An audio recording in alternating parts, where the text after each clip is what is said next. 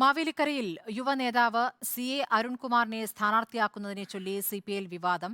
സ്ഥാനാർത്ഥികളുടെ പാനൽ തയ്യാറാക്കാൻ ഇന്നലെ ചേർന്ന കോട്ടയം ജില്ലാ കൌൺസിൽ അരുണിന്റെ പേര് മൂന്നംഗ പാനലിൽ ഉൾപ്പെടുത്തിയില്ല.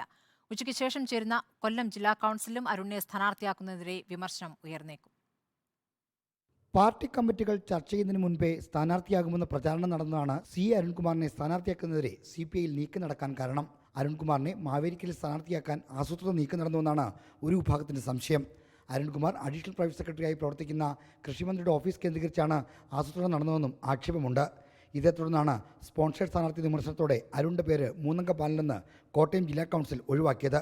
ചിറ്റയം ഗോപകുമാർ, K അജിത്, ചെങ്ങർ സുരേന്ദ്രൻ എന്നിവരുടെ പേരുകളാണ് കോട്ടയത്തിന്റെ പാനലിലുള്ളത്. വേണമെങ്കിൽ അരുൺകുമാറിന്റെ പേര് നാലാം പേരായി ഉൾപ്പെടുത്താമെന്നായിരുന്നു ജില്ലാ നേതൃത്വത്തിന്റെ നിലപാട്.